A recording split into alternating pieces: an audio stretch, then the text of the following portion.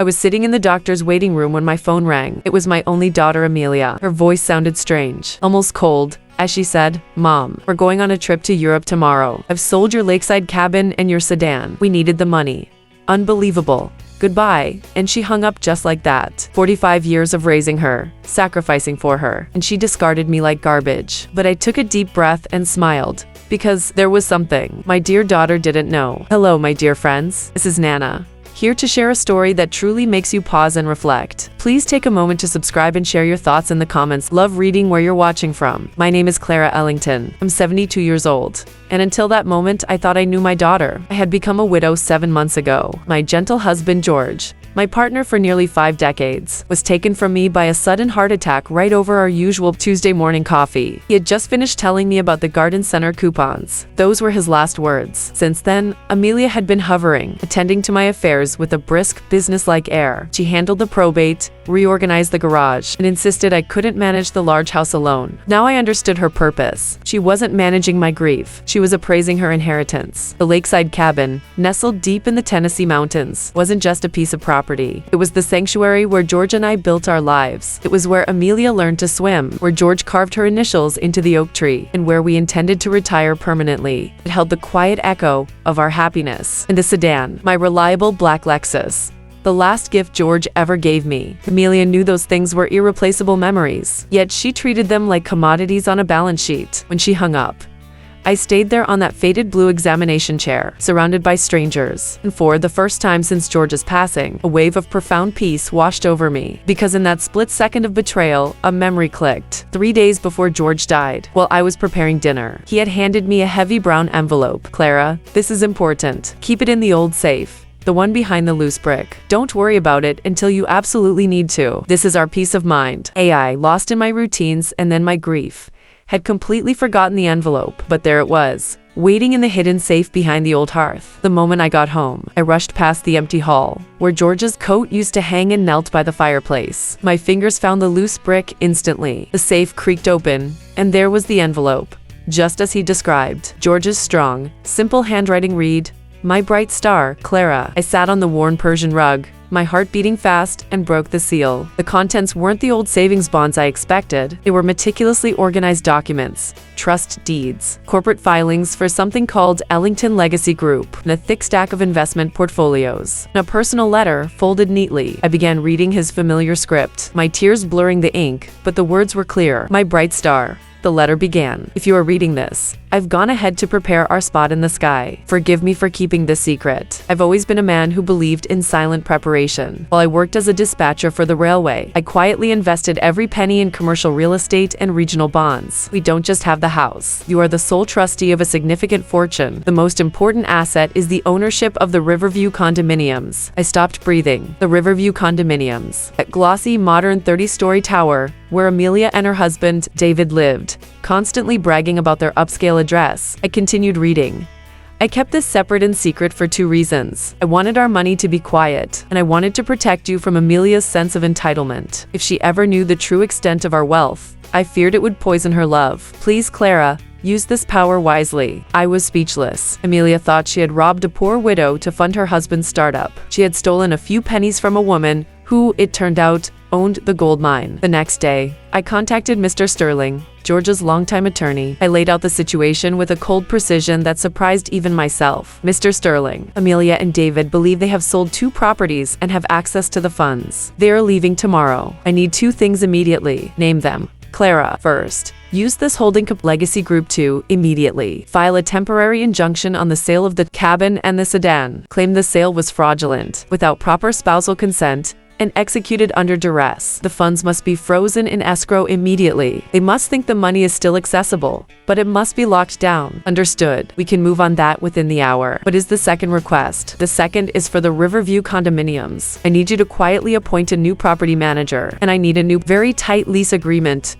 drafted for Amelia and David's unit. It must stipulate that due to new management policies, the rent must be paid on the 1st of the month, or an automatic 30-day eviction process will begin. No exceptions. No grace period." Mr. Sterling leaned back, his expression grim. "That is a powerful measure." "Clara, it's a necessary one, Mr. Sterling. They left me with nothing but a bus pass. I will ensure they realize the true cost of disrespect. As I left the lawyer's office, I began the final act of my transformation. I sold the large, empty house. It was too painful to stay there alone. I rented a small, sunny, one-bedroom apartment in an older part of town, embracing the life of the downsized widow. The outside world, and particularly my daughter, via her social media checks, would see the poverty they assumed I deserved. But inside, I held the secret that was about to change everything. I spent the next 4 months watching Amelia's beautiful, boastful posts from Italy and France. They looked happy, spending my stolen money, but their joy was a ticking clock, and their debt was growing. Then, 3 days before they were scheduled to return, Amelia posted a short, panicked note. The European dream is over. Total disaster. Back to reality tomorrow. Need a shoulder. I smiled, sipping my tea. Their reality was about to get a painful education. They were returning home, broke, only to find the owner of their reality was the mother they had robbed. I smiled, sipping my tea. Their reality was about to get a painful education. They were returning home, broke, only to find the owner of their reality was the mother they had robbed. The plane carrying Amelia and David touched down on a cold November evening. They expected to return to the quiet comfort of their luxurious apartment at Riverview Condominiums and find their old mother, Clara, living meekly in a small, rented room, ready to offer comfort and perhaps a small loan. They had no idea I was quietly waiting for them. I knew their schedule from Amelia's constant social media updates. I drove my small, recently purchased used Sedana car, far less grand than the Lexus they had sold, to the vicinity of the Riverview building. I didn't want to be seen, but I needed to feel the moment. I watched from across the street. A taxi pulled up to the main entrance. Amelia looked exhausted, her usual vibrant smile replaced by a hard, tense line. David, typically arrogant and strutting, looked defeated, dragging 2 overly large suitcases that probably contained nothing but debt. They hurried into the lobby without a word, ready to retreat into their upscale sanctuary. The following morning, I received a call from Mr. Sterling, my lawyer. His voice was calm. Clara,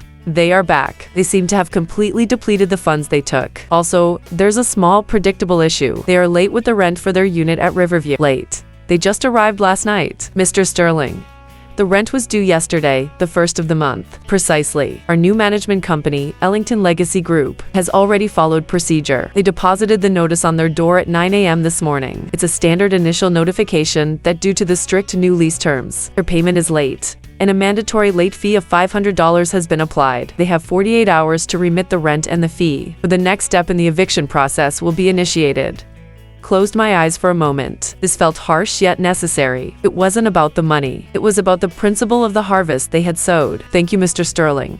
Please monitor the situation, but let the management company follow the protocol we established. I want no special exceptions. I spent the next 2 days in my small apartment, volunteering at the local animal shelter. It was my way of healing. The simple, honest love of animals was a balm to the soul bruised by my daughter's betrayal. I intentionally stayed away from my phone, expecting Amelia to reach out, begging for help. The call finally came late on the 2nd day. It was Amelia, but this time, her voice was not cold. It was panicked, sharp with fear. Mom, where have you been? We've been calling. We have a crisis here. These new people running the building are completely insane. They put an eviction notice on our door. I kept my voice low and soothing, adopting the persona of the weak, slightly confused mother they expected. An eviction notice, dear? Why would they do that? You always pay your rent on time. We do. But the rent was due yesterday, and we had a banking delay from Europe. We missed it by 1 day. 1 day. Mom, this new company, Ellington Legacy, is charging us a ridiculous late fee and threatening to throw us out. We tried to pay, but the money from the cabin sale is being held up by the bank, they say. Some old lady complained about a fraudulent sale. Ellington Legacy Group, I asked, pretending confusion. That sounds like a big corporate place. Maybe you should talk to the owner. We tried. They won't tell us who the owner is. They just keep saying the lease terms are strict. David tried to reason with them, but they told him that since we're month to month now, one slip up voids our right to renew the lease. We don't have this month's rent plus the $500 right now. Mom, we lost everything in the business deal. Her voice broke into a desperate sob. The sound of her genuine distress was difficult to hear, but I remained firm. Oh, Amelia, that sounds terrible. But what do you expect me to do, dear? I barely have enough to cover my own small apartment. I'm living on what little your father left me. And you know how little that was after you. Well, after you handled the sale of the cabin. There was a long silence on the line, punctuated by David's muffled, angry voice in the background. Amelia's tone hardened again. Mom, You have to help us. We're your family. This is your fault. If you hadn't been so irresponsible with your finances, we wouldn't have had to sell the cabin. We did this for you." The accusation hit me like a physical blow, but it confirmed everything George had feared about her sense of entitlement. "No, Amelia," I said, my voice quiet but firm. "You sold my properties and left me for convenience. That was your choice. This eviction is your consequence. I can't help you right now. I have nothing left to give." I gently ended the call. It felt like tearing off a painful bandage. The next morning, Mr. Sterling called again. "Clara, they missed the 48-hour deadline. Rent unpaid. Late fee unpaid. They had 72 hours under the final notice. The marshal's office is scheduled to arrive at the Riverview condominiums this afternoon." I took a deep breath. "It's time, Mr. Sterling. It's time." I paid them a visit. I took a deep breath. "It's time, Mr. Sterling. It's time." I paid them a visit. I dressed carefully that afternoon, not in my usual simple clothes, but in a dress George had bought me for our last anniversary, a deep sapphire blue. Elegant, but understated. I wore the gold locket he gave me, which contained a tiny photo of us when we were young. I was not going to Riverview as the helpless widow, but as the woman who carried George's quiet strength. I drove my modest sedan and parked several blocks away from the luxurious condo tower. I walked the last 2 blocks slowly, feeling the cold city air on my face. The sheer scale of the building, Riverview condominiums, seemed to mock Amelia and David's misfortune. This was the fortress they thought they had conquered, unaware that their mother owned the keys to the kingdom. As I approached the main lobby, I saw the commotion. A large white van marked with the insignia of the city marshal's office was parked right outside the entrance. A small crowd of well-dressed residence people Amelia and David used to socialize with were gathered, murmuring and pointing. And there they were. Amelia and David stood on the polished marble curb, utterly defeated. David, who had always worn tailored suits, was in a rumpled shirt, frantically trying to stuff clothes into a duffel bag. Amelia was sobbing quietly, her face pale and streaked with mascara. The marshal's deputies were systematically placing their remaining few expensive lamps, some framed photos, and 2 massive empty suitcases on the sidewalk. I stood across the street, partially obscured by a large bronze planter. I watched as Amelia pulled out her phone, dialing repeatedly. She was calling me. Of course. I silenced the ringer on my phone. David suddenly erupted, kicking one of the suitcases. "This is that old woman's doing. I swear to God, Amelia, she's doing this because of the cabin. She's playing poor. She has money. She's trying to destroy us." Amelia looked up at him, her eyes finally filling with a flash of anger directed at him, not me. "Shut up, David. She said she has nothing. We ruined her life. We can't blame her for this. This is your disaster." I watched that exchange and knew my presence was no longer necessary. Amelia was beginning to see the true enemy was not her mother, but the man beside her and her own entitlement. I turned and walked back to my car, but a moment of instinct made me pause. I needed one more piece of clarity. I drove back, not to the front, but to the underground parking garage. I took the service elevator up to the lobby floor. When I stepped out, the eviction scene was still unfolding. I walked straight past the gathered crowd, toward the new management office sleek glass enclosure. I found Mrs. Patel, the property manager, calmly shuffling papers. "Mrs. Patel," I said quietly, "I am Clara Ellington. I believe you work for me." Mrs. Patel looked up, her expression shifting from professional calmness to surprise. "Mrs. Ellington, I wasn't expecting you." "Yes, ma'am. Everything has been executed according to the contract stipulations. I saw the scene outside. I need you to do one thing for me before the marshal leaves. I want Amelia and David offered a job." Mrs. Patel's eyes widened slightly. "A job, ma'am? What kind of job?" "The janitorial service. The contract is 6 months. Non-negotiable. They will be given a small, windowless storage room in the basement unit B12 for free rent. Their compensation is simply shelter. In exchange, they will clean the lobby, the service areas, and all 3 elevators every night. After midnight, they must also perform all minor repairs and maintain the outdoor planters. That is highly punitive, ma'am. That room is barely habitable. It is a high-stakes lesson, Mrs. Patel.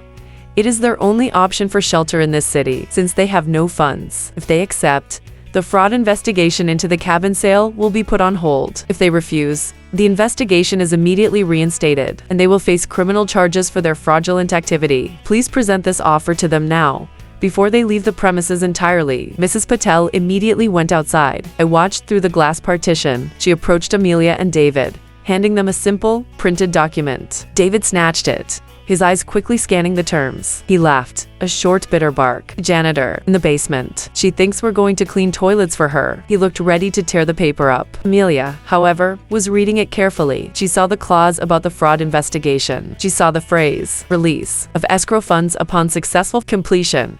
She realized this was a lifeline, a terrible, humiliating lifeline, but the only way to escape criminal charges and secure any future funds. She grabbed the paper from David. "We take it," she told Mrs. Patel, her voice flat. "We'll take the job and the room." David exploded, but Amelia stood her ground, grabbing the two massive suitcases and dragging them toward the service entrance. I turned to Mrs. Patel.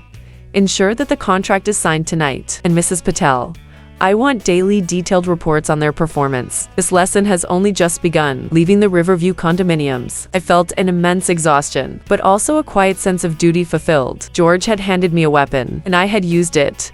Not for vengeance, but for redemption. I turned to Mrs. Patel. "Ensure that the contract is signed tonight." And Mrs. Patel, "I want daily, detailed reports on their performance." This lesson has only just begun. The first few weeks of Amelia and David's life in the basement storage unit were marked by sheer misery. The reports from Mrs. Patel were exactly what I expected. A struggle between deep-seated entitlement and grueling reality. Day 5. Mr. Hayes, David complained loudly to the mail carrier about his temporary living arrangements. He spent 2 hours on the phone, attempting to contact his former European business partners. He completed less than half of his assigned cleaning duties. Mrs. Hayes, Amelia finished his tasks. Day 10 found Mr. Hayes smoking a cigarette near the trash chute, reading a financial paper. The service elevator floor was streaked. Mrs. Hayes was observed scrubbing the brass door handles until they shined. She appears emotionally drained but focused. Day 15. We received a complaint from a resident on the 10th floor. Mr. Hayes was caught trying to use the residence fitness center, claiming he needed to network. He was reminded that his access is strictly limited to the basement and service areas. Warning issued. The biggest challenge for them was the isolation and the sheer volume of work. They were cleaning a luxury building, which meant endless polished surfaces, 3 acres of complex landscaping, and constant maintenance. They quickly learned that luxury demands a relentless amount of hidden labor. My heart ached, seeing Amelia's name mentioned consistently as the one doing the work, while David seemed intent on fighting the system rather than earning his redemption. George's lesson was designed to teach them humility and the value of hard work, but it was also designed to test the strength of their relationship. Then, a sudden, unexpected event shook their foundation even harder. I received a frantic call from Mr. Sterling. "Clara, we have a problem regarding the black Lexus. The police tracked the vehicle to the dealership David sold it to. While they won't press full criminal charges due to the family relationship, they discovered that David forged your signature on the bill of sale to the dealer. This is straight up fraud. The insurance company is now involved in retrieving the vehicle, and David knows this." I asked, my voice tight. "Yes, he received a formal letter from the insurance company demanding a deposition. He is panicking. He thinks he's going to jail, and the legal action will certainly void the janitorial contract, making them both homeless again." I realized this was George's final, silent protection, kicking in his way of directly confronting David's fraudulent nature. I had to manage the fallout to protect Amelia. Mr. Sterling used the Ellington Legacy Group legal team to quietly settle the insurance claim, but do not drop the deposition request. I want David to remain terrified of the legal consequences. He needs to realize that the law follows him, even when I don't. More importantly, I want you to draw up an amendment to the janitorial contract immediately. An amendment. Clara, what does it state? It states that due to multiple breaches of contract, David Hayes is hereby permanently removed from all duties and is required to vacate the premises within 24 hours. The entire contract, the work, the shelter, and the financial reward from the frozen escrow counties transferred solely to Amelia Ellington Hayes, conditional on her divorcing David and completing the remaining 4 months of the contract alone. If David stays, the contract is voided for both of them, and the money remains frozen forever. Mr. Sterling was silent for a moment. "Clara, that is a choice. You're forcing your daughter to choose between her toxic husband and her future." "Yes, Mr. Sterling. David is the cancer. He is pulling her down, and she is too loyal to leave him herself. This is George's last line of defense for his daughter. Deliver the contract to Amelia directly, without David present, and make sure she understands the full gravity of the choice." The next morning, Mrs. Patel intercepted Amelia as she was polishing the elevator panel. She handed her the sealed envelope containing the amended contract. Amelia's call came 2 hours later. It was not panic, but raw, shattering grief. "Mom, you did this. You forced this choice. Why? How could you break up my marriage? He's still my husband. I love him." "No, Amelia," I said. my voice gentle but firm, like tempered steel. I did not break your marriage. David broke your marriage when he stole my car, stole your father's last memory, and left you to clean up his mess. I am simply forcing you to recognize the truth. The choice is not between a man and money, Amelia. It is between your dignity and your destruction. Your father created this fund to save you from precisely this moment. But Mom, where will David go? She pleaded, still loyal despite everything. That is his consequence, Amelia's problem. If you love yourself, you will sign that amendment and finish what you started. If you don't, you will lose everything your father worked his entire life to protect you from. I hung up, knowing I had just made the hardest decision of my life, but the only one that truly mattered. I had given my daughter the ultimate choice, her self-worth or her toxic past. I hung up, knowing I had just made the hardest decision of my life, but the only one that truly mattered. I had given my daughter the ultimate choice, her self-worth or her toxic past. The next day, I received 2 reports from Mr. Sterling.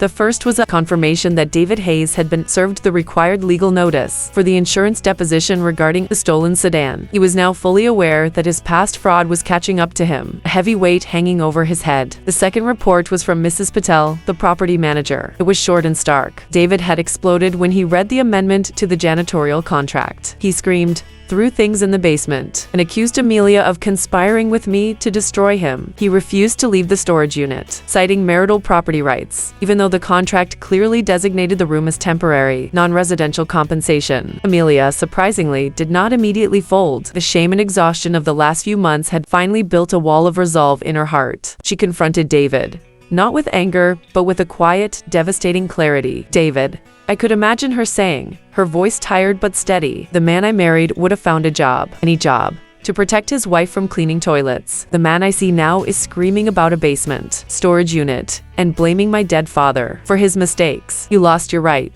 to this contract when you started, drinking and sleeping through your shifts. You are leaving. This is my only way out. The argument went on for hours, according to Mrs. Patel, culminating in David physically tearing up Amelia's personal belongings. It was a final, desperate act of control. Finally, at 4 a.m., Mrs. Patel reported that David Hayes had packed his 2 large suitcases, the same ones they dragged back from your left the Riverview condominiums on foot, disappearing into the cold pre-dawn city. He didn't leave a note. He didn't look back. He simply ran from the consequences he couldn't manipulate. When I received the final confirmation from Mr. Sterling that David had officially vacated the premises and Amelia had signed the contract amendment, I wept. There were tears of relief, not of joy. Relief that my daughter was finally free, even if she was alone and still living in a windowless room. I waited 3 days. Then, I drove to Riverview. I didn't announce my arrival. I took the service elevator down to the basement. The air was damp and smelled heavily of bleach and old concrete. I found Amelia sitting outside the storage unit, peeling potatoes on an upset bucket. She was preparing a simple meal on a tiny hot plate she had purchased. She was wearing an oversized threadbare sweater, and her hands were raw. When she looked up,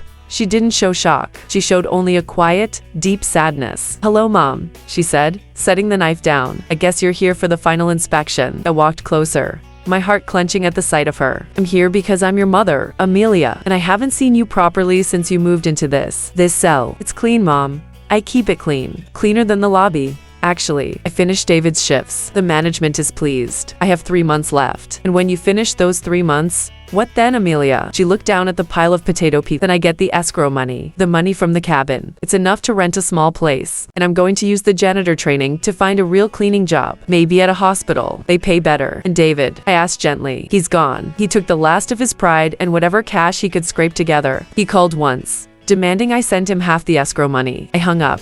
"He's no longer my problem, Mom. He was the toxic loyalty I paid for, and I'm done paying." That was it. That was the moment of full clarity. The shame was gone, replaced by a steely determination. She had confronted her entitlement. She had faced her mistakes, and she had severed the toxic tie that had nearly destroyed her. I sat down on the floor next to her, leaning against the cold concrete wall. "I need to tell you something, Amelia, something about your father. The Ellington Legacy Group was never about the money, or the buildings, or the revenge. Your father built that fortune to be a shield. He knew David was dangerous, and he knew your own pride made you vulnerable. This whole process was his last gift, a test to save you from yourself." Amelia finally broke. Not in an entitled fury, but in deep, honest, wrenching sobs. She didn't cry for the lost condo or the money. She cried for the father she had misjudged and the mother she had betrayed. I held her for a long time in that cold basement, surrounded by the harsh smells of her new life. It was the most honest, pure moment we had shared in years. I held her for a long time in that cold basement, surrounded by the harsh smells of her new life. It was the most honest, pure moment we had shared in years. After that day in the basement,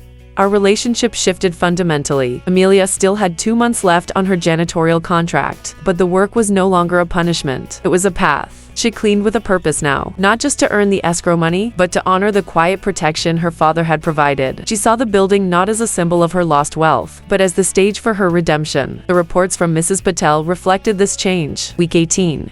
Mrs. Hayes completed a major emergency repair on the main water filtration unit after the maintenance man failed to show up. She used skills acquired from her late father, Mr. Ellington. She refused extra compensation. Week 20. Mrs. Hayes started a small community garden in the neglected area near the service entrance. She brought in flowers and herbs. Tenants have started leaving her small gifts of baked goods.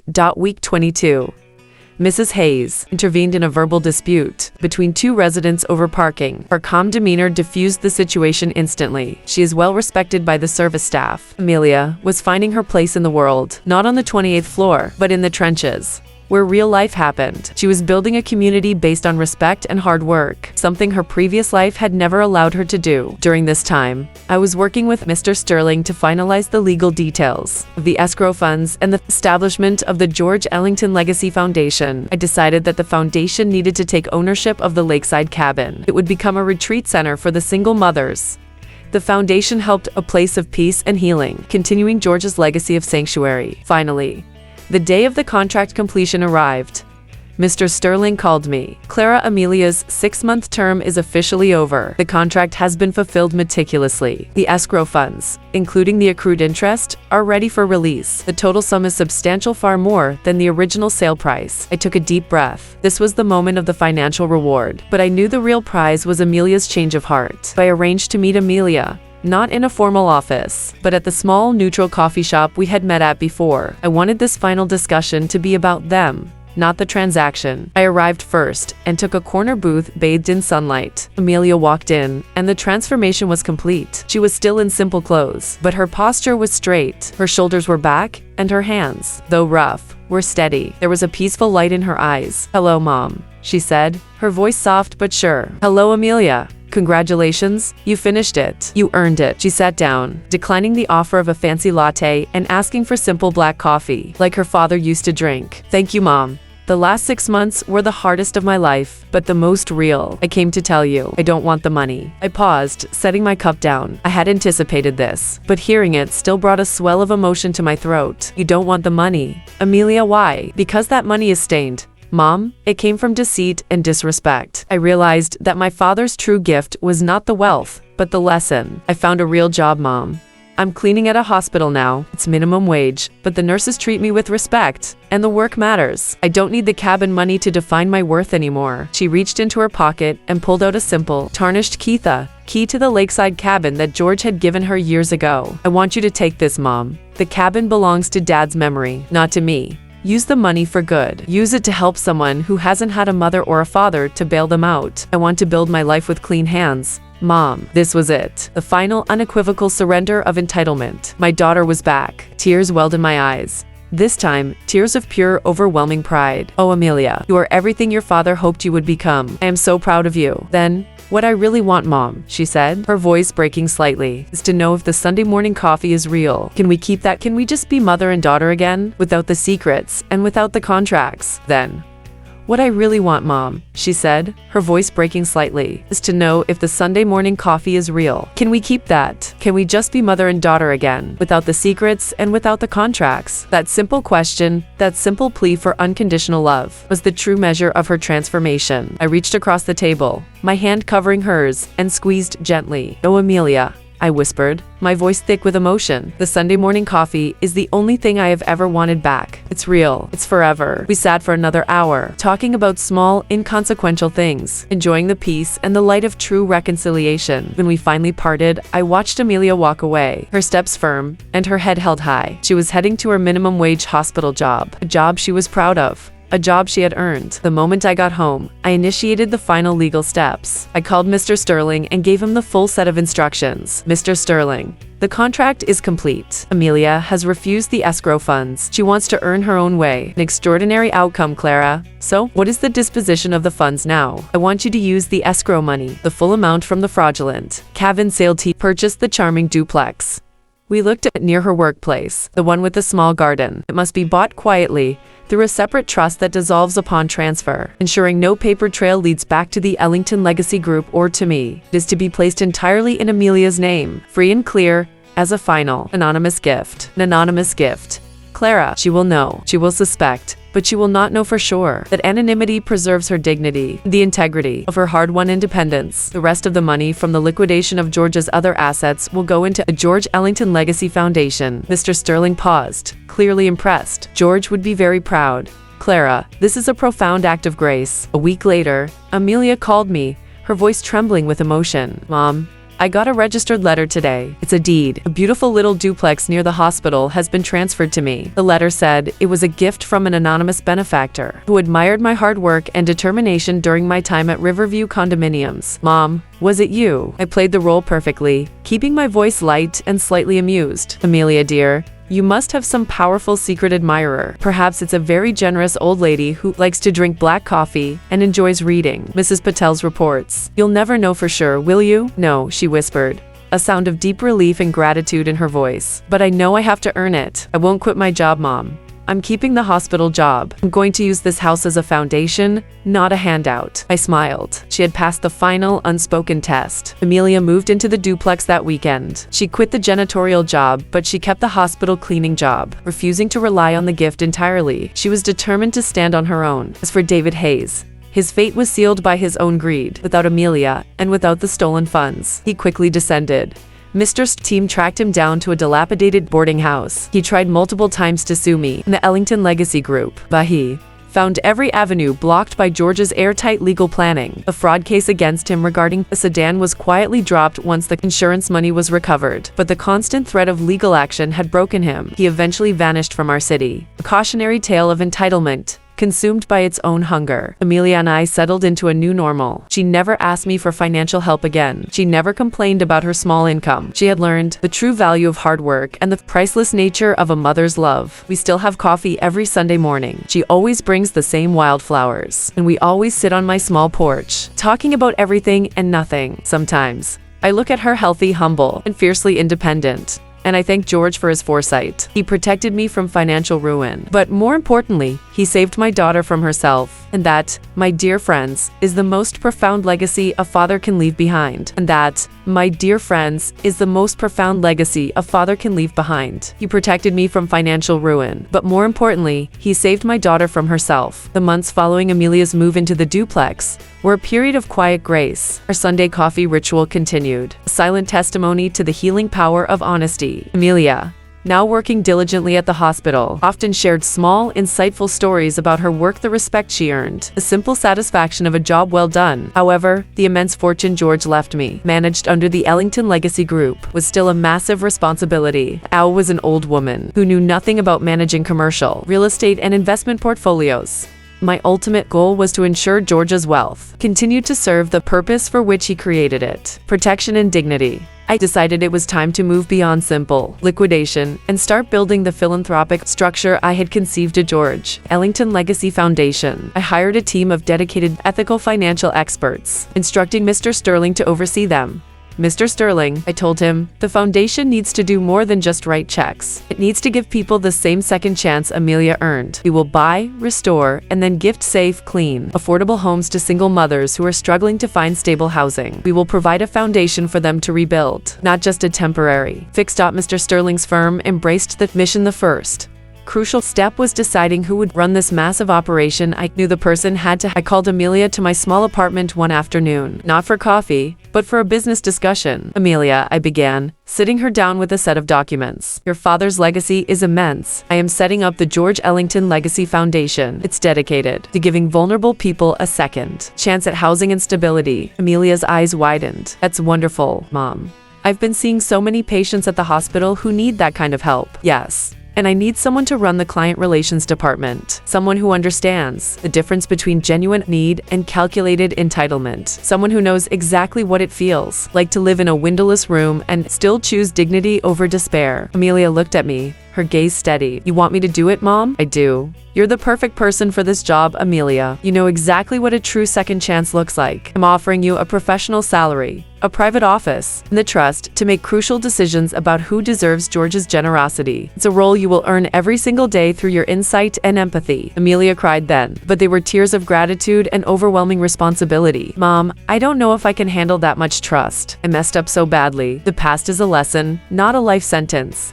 Dear, you proved you can handle the hardest work on earth, rebuilding your character. Now, put that strength to use. Amelia accepted the position. She quit her hospital job, a job she was proud of, to take on the role of giving hope to others. Her first official ACT was to insist that the foundation's headquarters be established not in the luxurious Riverview condominiums, but in a modest, older office building downtown, one that felt accessible and humble. Her focus immediately turned back to Riverview. She started visiting the building regularly, interviewing the working-class service employees who lived there, teachers and security guards, people who paid their rent on time but dreamed of owning a small home. One afternoon, she came back from Riverview looking troubled. Mom, I ran into Mrs. Patel. She told me the management is about to lease the basement storage unit, B12, to a young couple. Both are working to minimum wage jobs, trying to save money for their first child. They're taking the windowless room because it's the only thing they can afford. I looked at Amelia, seeing the reflection of her own past clearly in her eyes. And what about them? Her honest mom. They're good people. They deserve better than that windowless basement. They deserve a proper home. I want the foundation to help them. Then,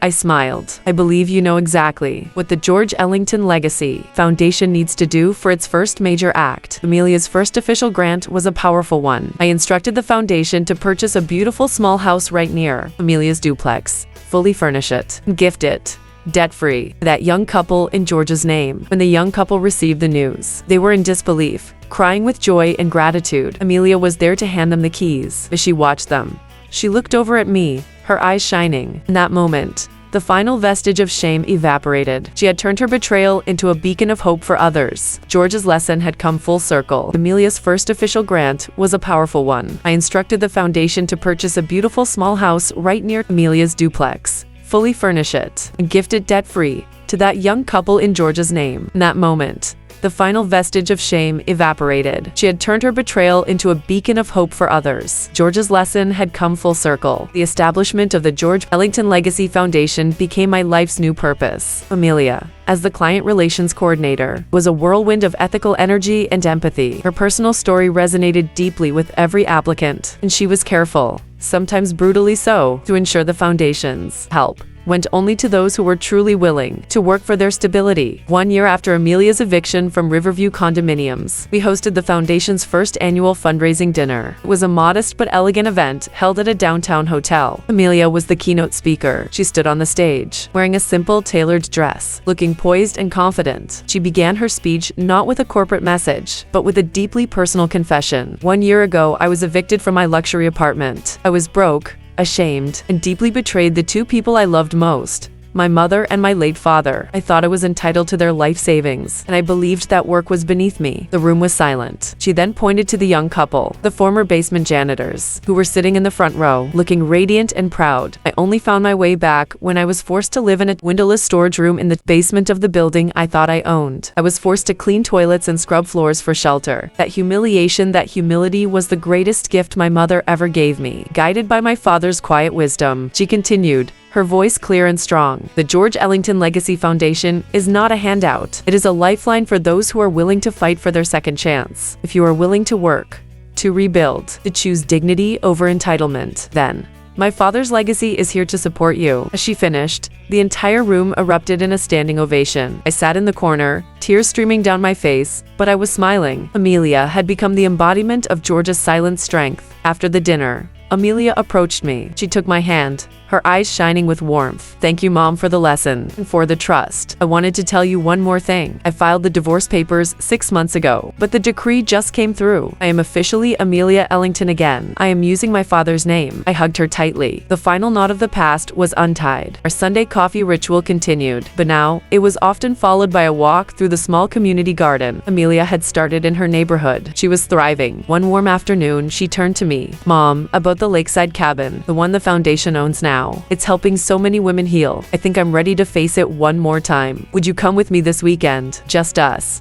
No talk of the foundation. Just a mother and her daughter going home. The following weekend, we drove to the cabin. The caretaker opened it up for us. The air smelled of pine and quiet memories. We walked straight to the dock. The wooden swing George built was still there, swinging gently in the mountain breeze. We sat on the swing together, side by side, just like I used to sit with George. Amelia leaned her head on my shoulder, something she hadn't done since she was a little girl. I'm sorry, Mom, she whispered. Not for the money, but for the years of pain. I know, dear. We all make mistakes. What matters is what we do next. We sat in silence for a long time, watching the sun set over the lake. George had protected me, and in doing so, he had given me back my daughter. The wealth was a means. The love was the legacy. I knew, with absolute certainty, that my life was now complete. Sometimes, my dear friends, silence becomes our strongest answer. Sometimes, my dear friends, silence becomes our strongest answer. When we face betrayal, the quiet choice to respond with grace and wisdom can change everything. Clara lost a husband, but through his love and foresight, she managed to save her daughter